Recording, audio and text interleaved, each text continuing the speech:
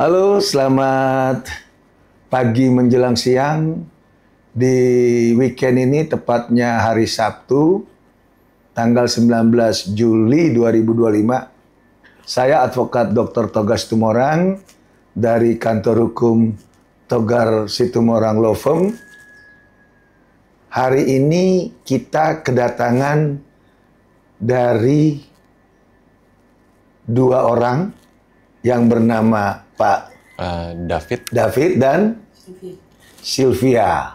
Nah, David sama Sylvia ini adalah sama-sama orang yang mencintai anak bulu. Kebetulan mereka memiliki dua anak bulu yang betul-betul bukan sebagai properti, bukan sekedar binatang, tapi merupakan anak jiwa raganya dia. Yang pertama bernama Mixui, yang kedua bernama Rocket. Nah, untuk dua anak bulu mereka ini, coba kita bertanya dulu kepada Pak David ataupun Bu Sylvia-nya ini. Sylvia ya? Sylvie. Nah, gimana nih sampai punya dua anak bulu? Kita minta Mixui dulu ataupun Rocket. Ya, aku yang jawab dulu aja ya. Jadi awal sekali kita, waktu aku mungkin baru awal-awal mulai kerja di Bali, itu aku diminta sama dia, ini ada anak, ya kan ya, dikasih Rocket.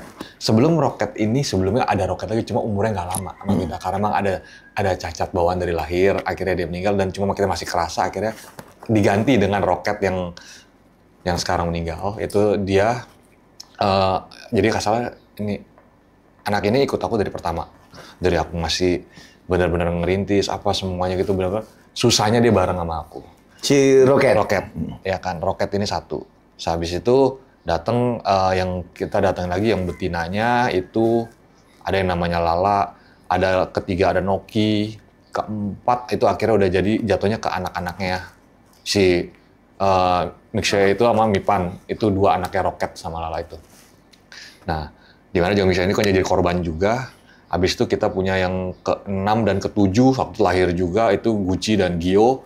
Tapi akhirnya Gucci juga meninggal karena juga ada kesalahan yang dilakukan, kesalahan SOP lah lebih tepatnya, dari salah satu dokter hewan juga. Cuma pada akhirnya yang ini, saya sudahlah gitu lah, mungkin masih bisa terima gitu kan. Marah-marah tapi ya udah mau gimana. Sisa tinggal Gio. Jadi sisa masih tinggal 6. Habis itu lahir lagi, yang terakhir itu lahir 1. Masih sehat sampai sekarang, itu Logan. Ya kan? Jadi harusnya kita punya 7, kan sudah nggak ada. Sisa tinggal 6 di rumah. Jadi awalnya emang semua berawal dari Rocket. Rocket yang ini gitu loh. Ya sekarang ya kita punya 6 sih sisanya, dan memang kita lagi jaga yang 6 ini sih. Ada masih sisa anak bulu 6 ya? Ya. Nah, jadi itu sekilas bagaimana kecintaan seorang Pak David kepada anak bulu. Ternyata sampai saat ini masih terpelihara anak-anak mereka itu ada masih 6 ya? Ya. Nah, di dalam perjalanan itu, nanti kan kita ke arah permasalahan sesungguhnya. Ya. Nah, kira-kira pada saat masa Rocket itu masih hidup, itu bagaimana tuh? Begitu sentuhan kamu terhadap si Rocket ini? Rocket itu sendiri, itu anak aku yang aku bahkan sebelum kejadian. Dia sebelum ke Pineng waktu itu. Pineng apa Pineng? Malaysia. Oh, Penang. Penang. Penang, waktu itu dia sebelum kan arahnya tuanya mesti berobat. Yeah. Ya kan akhirnya bilang, udah kamu temenin orang tua kamu dulu. Yeah. Soalnya kan kamu juga nggak kerja kan. Yeah. Maksudnya aku masih kerjaan. Kamu berangkat temenin orang tua. Yeah. Waktu itu aku bilang, dia masih di sini. Mungkin let's say sebulan kayaknya, atau belum lama deh kejadiannya itu. Aku bilang, ngobrol aja sama dia di mobil. Aku bilang, seandainya kalau Rocket ada apa-apa, aku rasa untuk kejadian ini aku yang bakal paling sakit. Kenapa? Karena aku bilang, anak ini dari awal udah ikut aku. Bahkan sebelum dia pindah, memutuskan untuk akhirnya pindah ke Bali juga, ya kan. Aku bilang, ini anak udah ikut aku dari awal. Dan berapa kali, kalau aku nginget cerita-ceritanya, gue panjang sama dia. Dia sendiri kayak apa ya, waktu aku lagi capek-capeknya atau apa gitu, pulang, aku sering bilang ke dia, kalau aku pulang capek, anak ini nakal. Tapi dia selalu aku bilang gitu, nyengir, senyum aja.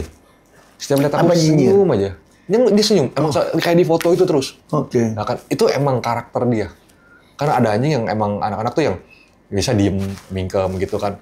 Ini dia benar-benar literally senyum dari awal gitu loh. Walaupun dia bikin kamu susah. Gitu, susahnya ya katakan gini lah, kita piara Anabul itu jangan pernah berharap Anabul itu bisa dewasa. Betul. Karena Anabul itu selamanya bakal anak-anak. Tetap yang namanya spot child itu ya. Gitu loh. Betul. Jadi sampai dia meninggal pun tetap aku lihat dia anak-anak. Karena emang kita nggak bisa menuntut namanya hewan ya. Kita bicara hewan itu jadi dewasa atau apa, nggak ada. Itu manusia yang harus punya pikiran seperti itu. Kamu harus dewasa.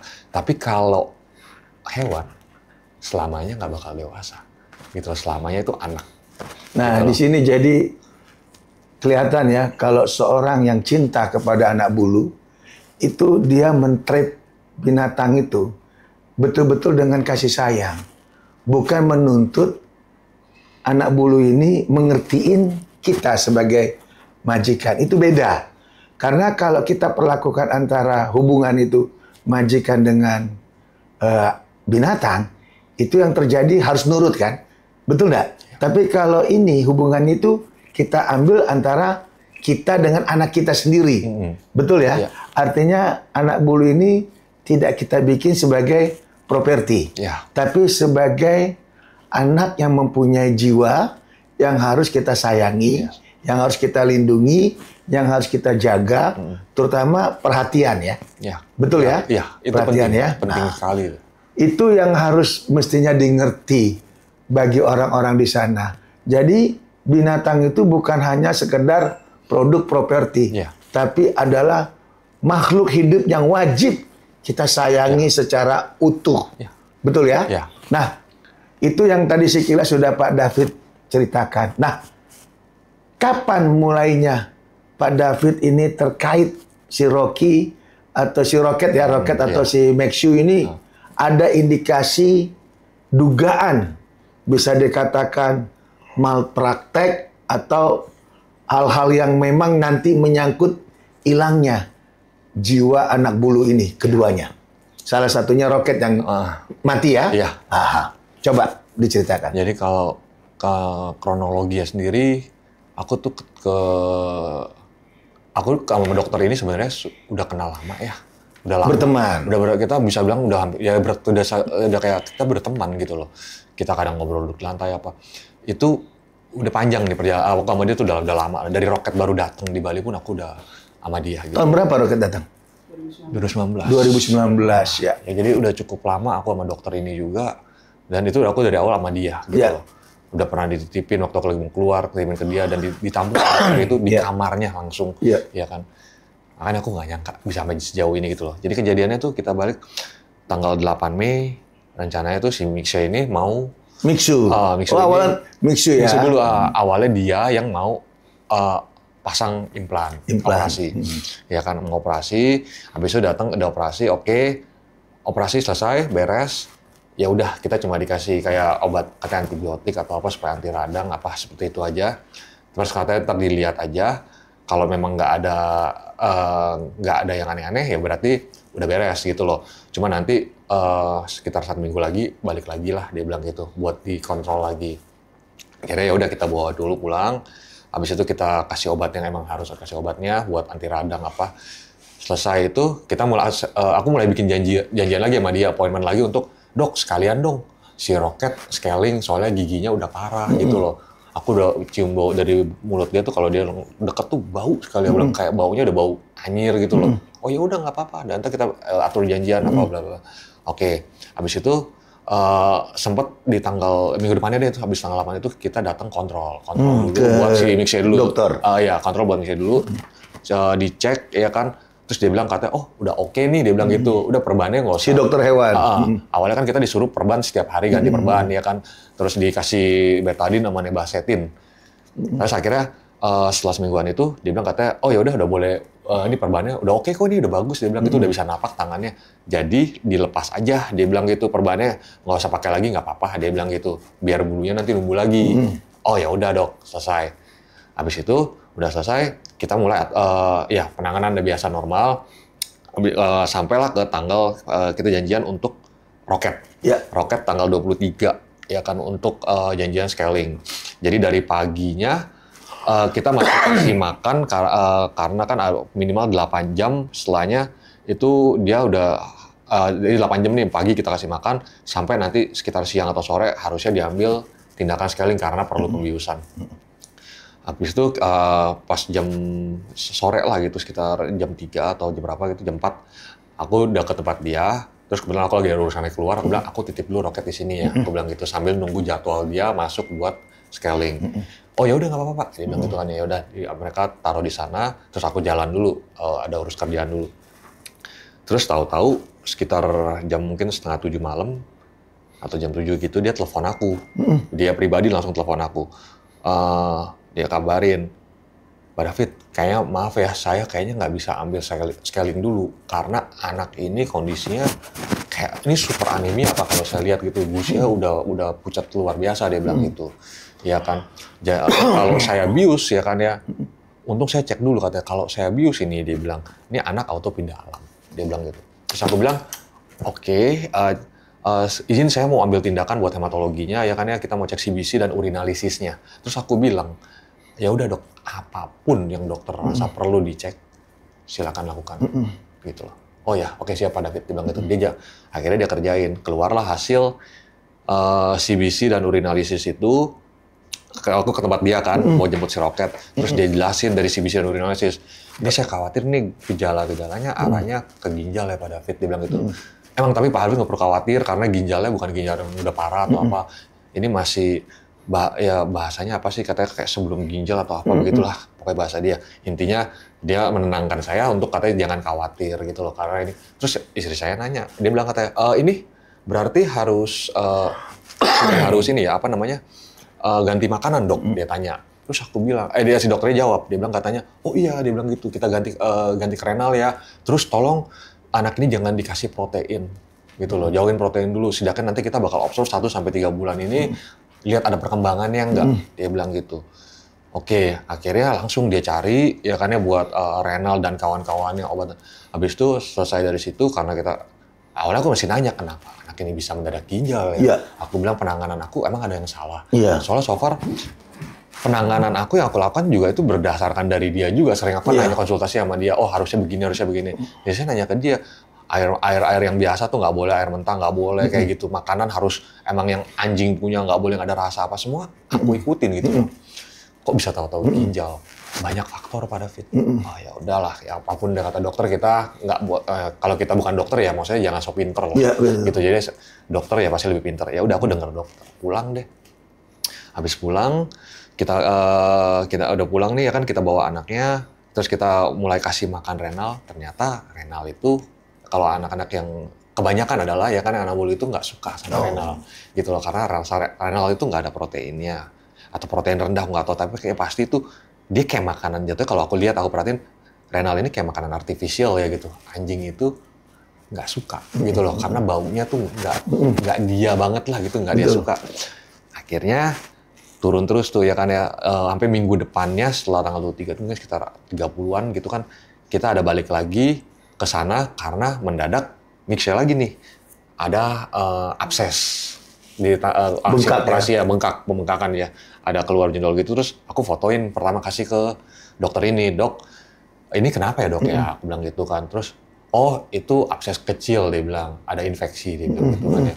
Terus aku videoin kasih dia lihat, tapi dia masih bisa napak siapa loh. Oh masih aman lah ya, dia bilang gitu.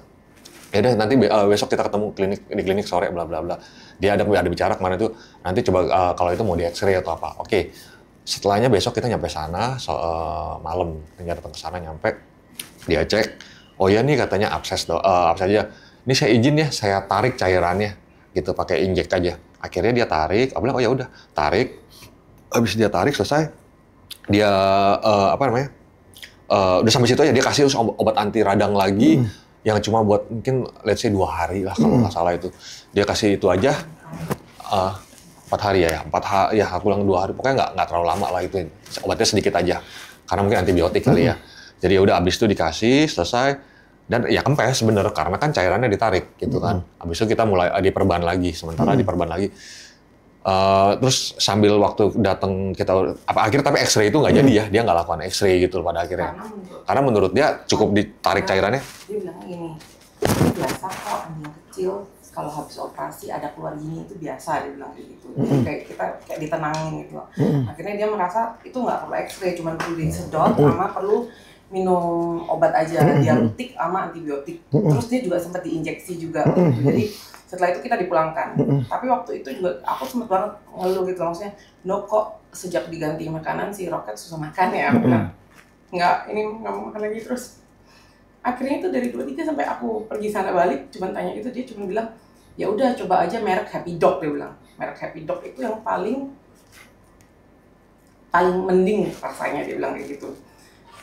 Tapi menurut aku ya udah aku nggak bisa ngebantah, akhirnya aku nurut kan, udah aku pulang, kita coba deh yang merek lain atau ya udah. Ya, akhirnya kita beli banyak merek lain dari produk-produk lain, semuanya kita beli.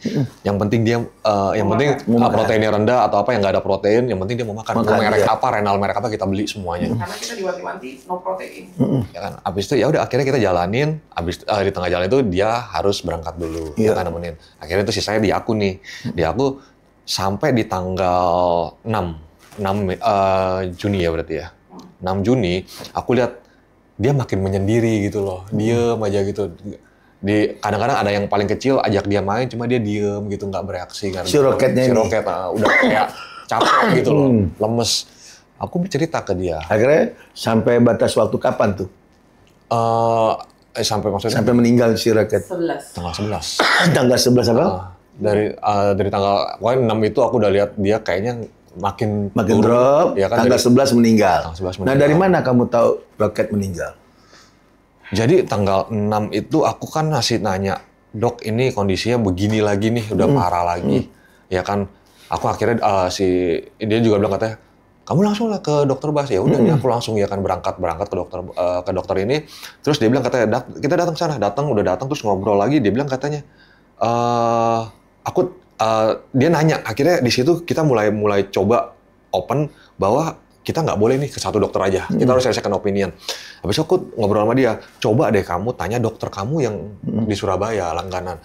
"Oh ya udah, saya tanya dulu." Dia tanya ya kan ya. Terus diminta bukti, mana sih yang membuktikan bahwa dia ginjal gitu loh. Coba saya lihat, dia mau lihat by data kali ya. Enggak, lalu yang pada saat matinya si Roket tuh di mana? Di klinik lain. Akhirnya kita berusaha cari second opinion. Karena dari tanggal 6 itu aku berangkat, aku kan di luar kota, tapi aku kan pantau dari CCTV ya, aku liatin aja di ujung, aku bilang, "Udah nggak benar, di ujung terus. Di ujung nggak mau gerak." Terus aku bilang, "Gimana ya ini, kok gini, kok ditinggal dia gini," aku bilang. Terus akhirnya dia bilang, "Kamu coba tanya yang di Surabaya, kamu kan ada komunitas," dia bilang, "ada komunitas POM, terus ada yang lain juga." Akhirnya aku tanya, "Anjingku dibilang ginjal." Aku dia bilang, "Kasih datanya yang kamu dibilang ginjal." Aku cerita, "Hari ini tuh lemes banget di ujung doang, nggak mau bangun," gitu aku bilang. Terus, "Gimana ya, ini udah gimana? Kok sebentar doang, maksudnya cuma jarak 23 ke 6 itu kok tiba-tiba lemes banget, nggak mau ngapa-ngapain lagi," gitu loh. Terus dicek sebentar si BC sama urin, "Loh mana cek darah fungsi ginjal yang lain-lain." Terus aku bilang, "Apa itu? Aku kan nggak ngerti," aku bilang, "aku kan nggak ngerti sama sekali," gitu. Terus dia bilang, nggak boleh pakai, nggak boleh cuma pakai data ini buat memvonis anak bulu itu ginjal," katanya gitu. Terus aku bilang, "Terus aku harus gimana? Apa yang aku harus lakuin?" "Kamu minta namanya tes darah biokimia. Biochem itu buat mengetahui fungsi dalam organ-organnya," gitu. Aku baru itu hari itu aku tahu. Aku kasih tahu dia, aku WA kan, aku bilang, "Tolong kamu tanya ke dokter, ada nggak biokimia, biochem gitu. Minta yang 17-18 panel," aku bilang. Terus dia bilang, "Oke, aku WA dulu." Dia WA bener. Jawabannya dokternya, mereka di sana bisa biokimia di tempat dokter tersebut ya. Terus akhirnya aku bilang, "Ya udah, cepet bawa anaknya. Kita pengen tahu kenapa dia segitu parahnya," udah aku bilang. Akhirnya bawa ke sana, Roket diambil darah, dicek, ketahuan hasilnya bun sama kreatinnya dia normal. Jadi intinya ada semacam dugaan-dugaan Iya. yang memang mengakibatkan anak bulu ataupun anak kesayangan kalian yang terutama Roket ya, Iya. itu mengakibatkan satu kematian. Jadi gimana perasaan kalian berdua dengan adanya peristiwa ini? Wah, ini kalau saya ceritanya saya masih berasa gitu loh. Saya ingat Itulah gunanya kita pengen tahu. Karena di sini kan biar jelas bahwa anak bulu ini bukan sekedar binatang biasa. Ya. Iya. Bagaimana kira-kira perasaan kalian nih dengan meninggalnya si Roket ini? saya laki-laki, ya kan. Air mata saya mahal, Iya. sorry, gitu loh. Cuma saya ingat ini tuh berasa tanggal 9, saya ingat dia kritis. Tapi entah kenapa malam itu saya mau tidur, dia minta naik ranjang. Dan dia lakukan, atau mendadak tanggal 9 itu dia aktif sekali. Ya sehat gitu. Dia sehat aja gitu. Sorry. Dia naik ke badan aku. Ya kan? Kayak yang dia biasa lakukan waktu dia sehat. Dia naik ke badan aku, ngejilatin. Kebiasaan dia tuh kalau tidur, naik ke badan, habis itu nempel. Mau liatin aku terus gitu. Kebiasaan dia gitu.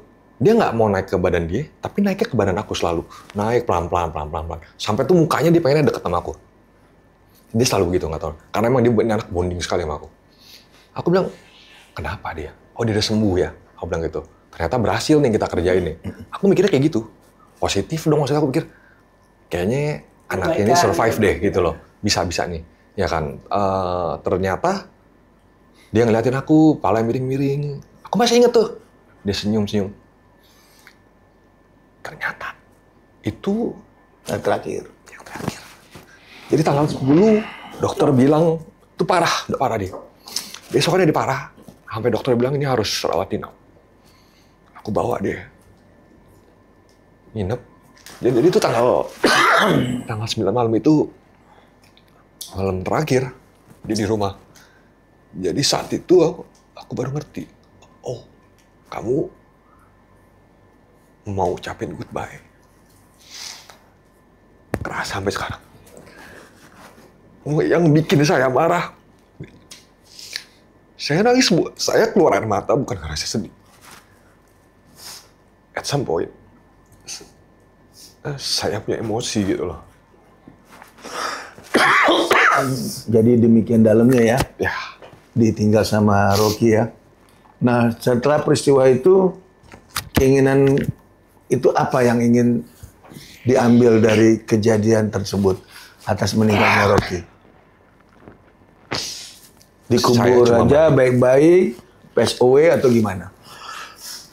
ya. Kita sempat upacara waktu itu sempat. Ya, Kita lalu ada- enggak, ada artinya untuk keadilan bagi Rocky itu gimana? Enggak, jadi waktu Roket meninggal itu jam Roket meninggal itu ya. sore, terus aku tuh cuma bilang sama dia gini, aku nggak terima karena harusnya dia bukan diobatin pakai itu dari 23, aku bilang. Jadi tensinya kita nggak usah ini dulu. Yang penting pas kehilangan itu apa yang kamu mau perjuangkan untuk Ya Roket? keadilan lah. Keadilan ya? Kalau saya dari sisi laki, saya bisa ngomong hari itu, aku bilang, you take my son, I will take yours. Pengennya gitu. Gitu loh. Kenapa tanggal 6 itu kamu nggak mau jujur sama aku sih? Gitu loh. Kenapa? Itu yang banget. Kamu kan temen sama aku nih, bukan sekedar dokter biasa nih. Kok kamu nggak mau jujur sih? Gitu loh. Pakai acara mau PCR aja dilempar keluar kota apa. Padahal kamu Iya. tahu di sini ada Tes temen gitu dia dokter minta yang temen lempar kamu ke- sendiri ada. Kenapa kamu mesti lempar ke sana kemari gitu loh? Untuk apa tujuannya? Supaya kamu tahu kamu udah salah di situ, salah diagnose. Kamu lempar keluar kota. It takes time. Abis itu dan kita nggak keburu ya karena nunggu barang itu dikirim lagi hasilnya keluar apa bla bla bla. At the end mungkin anak ini bakal mati lebih dulu sebelum itu hasil keluar. Dan mungkin itu tujuan kamu kan supaya Oke, kamu nggak jadi kan disalahin. artinya untuk mengambil keadilan ini kan. Ya, aku Nah, cuma bilang, lalu kemana yang kalian sudah perjuangan keadilan itu? Paling pertama kita ke Kemana? Artinya pengacara, cari pengacara. Enggak, saya pertama Kemana? dia cari Pertama pengacara. ada ya, Kamu aku ke pengacara. nyari Ada pengacara. ada lah A. beberapa pengacara A, pengacara B, ya kan ya. Ternyata aku cuma mikir kayaknya pengacara ini masih terlalu muda dan kompetensinya kurang, tapi kayaknya a bit money oriented gitu kan. Pelan-pelan kita nyari. A bit money Jadi kayak langsung minta harga gitu sekian bla bla bla. berapa minta harganya? Jadi aku bilang, oh ya udah awalnya gitu ada yang seperti itu. Bit money oriented. Tapi intinya gini loh. Inggris juga. Bit money oriented. Tapi intinya tuh mereka ini semua yang aku ketemuin dari pengacara A, B, C itu ya kan ya, jujur aja mereka punya manfaat semua buat aku gitu loh. Karena mereka secara nggak langsung mereka menjelaskan ini harusnya kita cari ininya, cari salahnya di gini pidananya, mungkin ada pidananya di sini. Dia kasih tahu clue-cluenya gitu kan ya, untuk sampai ke akhirnya kita jalanin satu kata si pengacara ini walaupun kita akhirnya nggak sama dia gitu loh. Cuma kan pasti pengacara itu dapat kalau dia bicara sesuatu dan kita bisa pakai. Betul. Ya kan ya, cuma ya capek aja kita jalanin gitu kan. Aku bilang kita jalanin tapi aku bilang sempet ada yang kedua kali kita ketemu lagi pengacara lain dikasih tahu begini lagi. Sempat ditawarin ya kan ya kita geruduk aja. Dia geruduk minta sekian puluh ya kan ya. Apa tuh geruduk? Didatengin sama satpol atau apa gitu kan ya untuk nutup gitu loh ya kan bisa?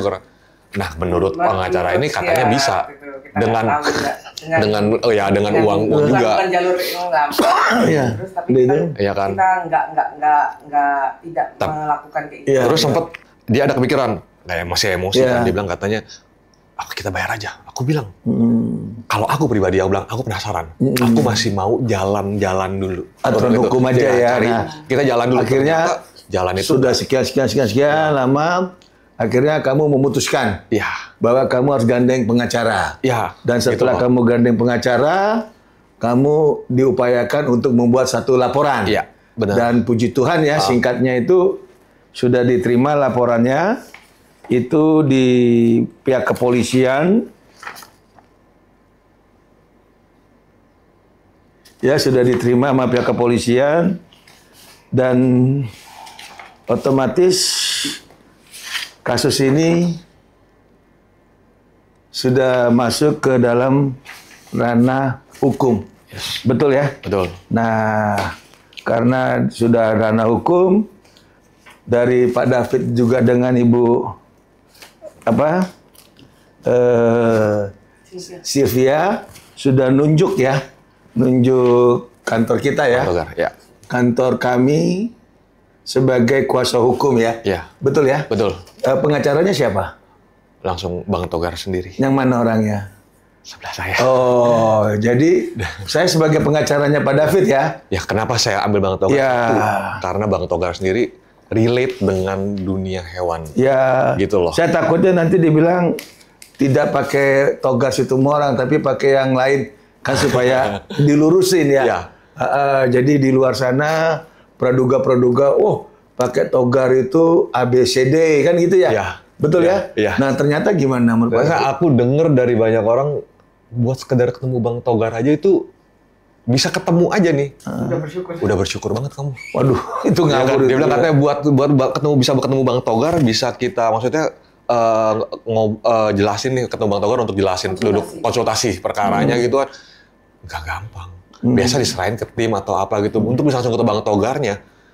Terus katanya itu susah. Kamu udah berapa? Ini ke berapa ketemu Bang Togar? Aku bilang waktu hari pertama datang langsung ketemu Bang Togar, langsung diladenin sama Bang Togar, gitu loh. Bahkan aku bilang aku udah bertemu dia berapa kali, paling 1 kali doang yang waktu itu emang kebetulan kita bukan ngobrol lagi, emang kita nyerahkan data aja gitu, udah sampai situ aja itu. Akhirnya nggak ketemu Bang Togar. Sisanya selalu ada pengawalan semuanya, pendampingan sampai kemarin kita dari Polda, dari Polresta semuanya selalu Bang Togar yang turun.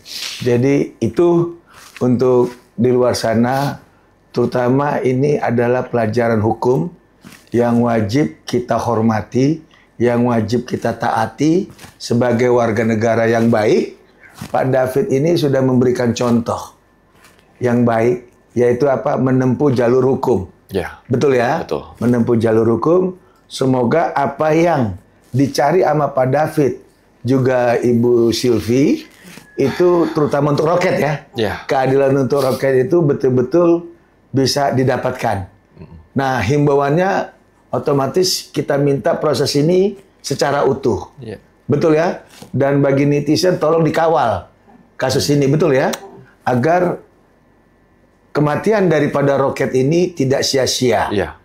Nah, itu sih intinya ya, Pak David ya, Ibu Sylvia ya. Nah, itu aja dari kita. Secara singkat kronologi sudah dijelaskan bagaimana mereka mencintai, mengasihi anak bulu ini dengan sepenuh hati. Namun di saat anak bulu kekasih mereka ini sakit, ternyata dalam penanganan diduga ada hal-hal yang tidak pas sehingga menyebabkan kematian bagi roket dan menimbulkan cacat ya. Dia dugaan cacat permanen untuk Mixu ya. Iya. Nah, sehingga mereka membawa ini ke ranah hukum. Dan mereka rencana selain pidana juga akan mengambil langkah hukum yang lainnya. Iya. Terutama juga ini bagi pemerintah, terutama pemerintah daerah, agar lebih menertibkan daripada yang diduga praktek-praktek terselubung, padahal mereka semua itu diduga tidak mempunyai sesuai aturan-aturan hukum yang berlaku. Nah, ini patut juga pemerintah aware. Jangan malah dilindungi, jangan malah ditutup-tutupi. Ya. Nah, itu dari kita pada kesempatan ini, bagaimana kita sudah dengar sekilas kehilangan anak bulu itu sakitnya luar biasa. Akhirnya berujung di laporan polisi. Saya rasa cukup. Saya Advokat Dr. Togas Tumorang. Saya David. Sylvia mengucapkan puji syukur. Semoga keadilan, kebenaran akan menemukan jalannya. Tuhan memberkati.